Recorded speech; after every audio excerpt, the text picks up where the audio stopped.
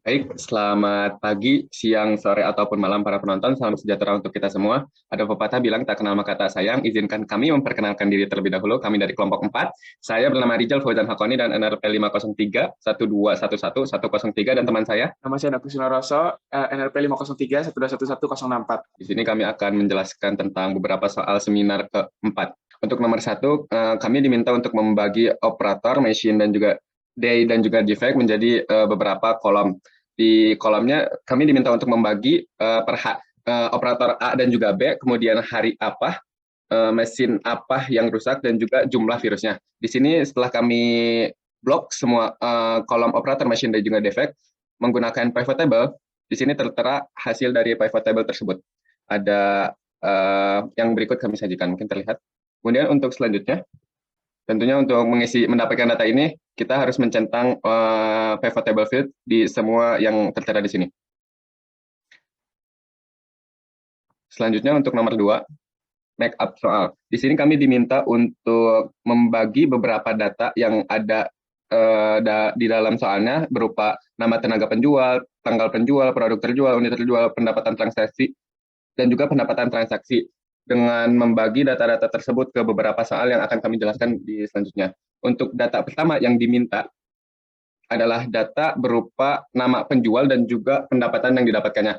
Di sini kami menggunakan pivot table, kemudian merubah data yang diinginkan berupa nama dan juga dolar, kami centangkan, kemudian akan tertera data seperti berikut. Mungkin untuk teman-teman tidak akan langsung mendapatkan satuan dengan satuan dolar, maka kami rubah terlebih dahulu. Kami blok semuanya, kemudian menekan number format. Nomor format kami berubah jadi dolar Inggris dengan desimal belakang atau 0 di belakang koma dengan 3 buah number di belakang koma. Oke.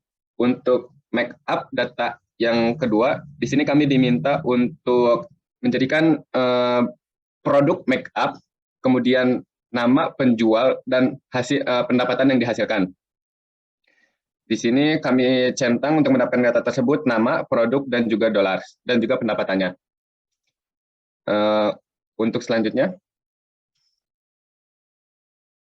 untuk pengubahan pendapatan ini kami lakukan seperti make up soal yang sebelumnya, yaitu mengubah nomor format menjadi dolar Inggris dengan desimal nomor di belakang koma, yaitu 3 buah.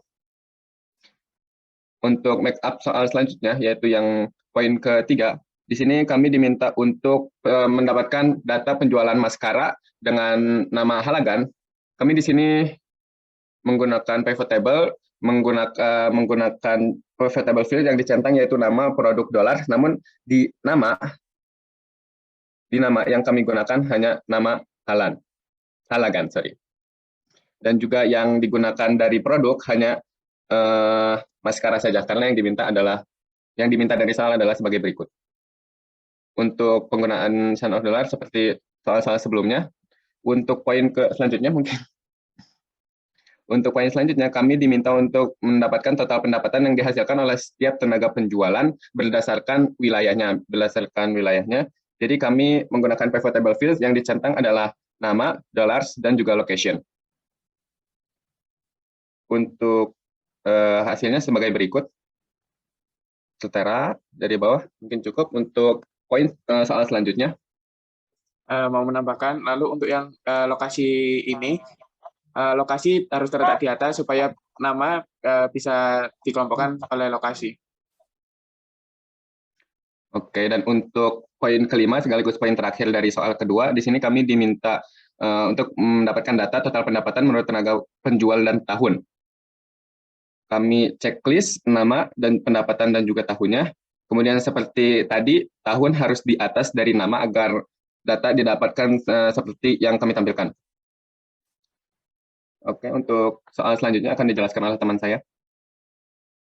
Baik, terima kasih atas kesempatannya. Saya akan menjelaskan soal selanjutnya. Jadi di sini kami diminta untuk mengetahui kira-kira pendapatan dan lokasi yang mana yang dapat yang bisa berlangganan majalah Garden and Grant. Jadi kami menggunakan pivot table di sini. Kami blok semua, lalu kami gunakan pivot table. Lalu yang kami centang semuanya dengan kolom yaitu subscribe, rows-nya income dan location, dan values-nya itu adalah income, didapat dari klik kanan lalu add to values.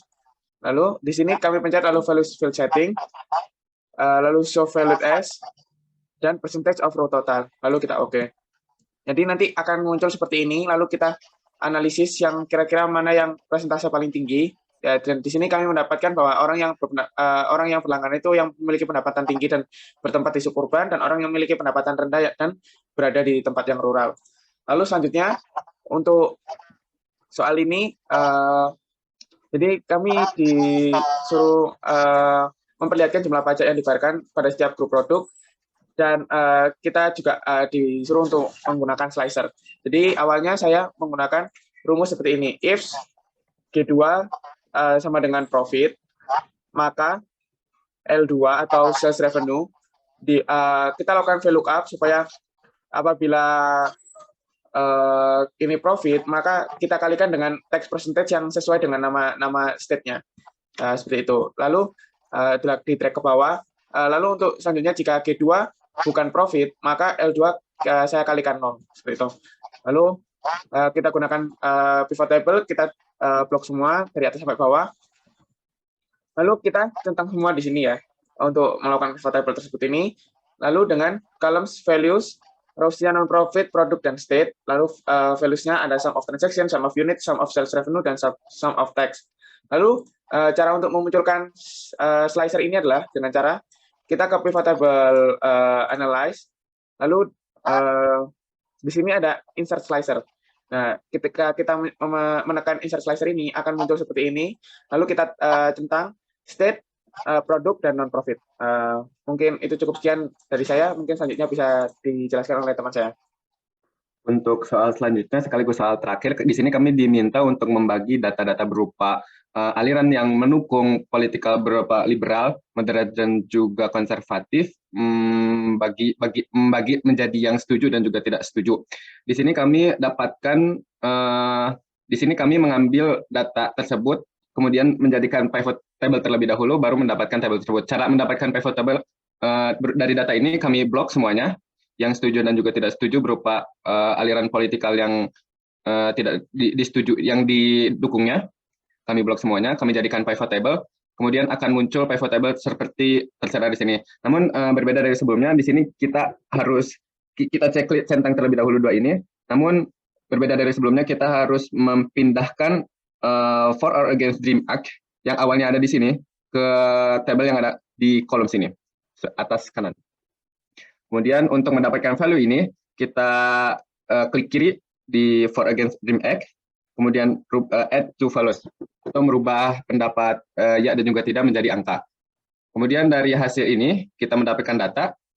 Untuk menjabarkan chart-nya, kita blok semuanya. Kemudian langsung menggunakan recommended chart untuk mendapatkan diagram dari data tersebut. Dan inilah data yang kami dapatkan. Mungkin soal tadi sekaligus penutup dari kami. Terima kasih. Salam sejahtera untuk kita semua.